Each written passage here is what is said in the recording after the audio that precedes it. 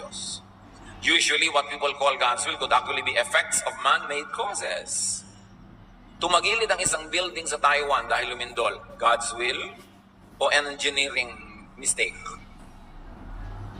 Ruth 1:1-2. Nang ang Israel ay pinamumunuan pa ng mga hukom, nagkaroon ng taggutom sa buong bayan.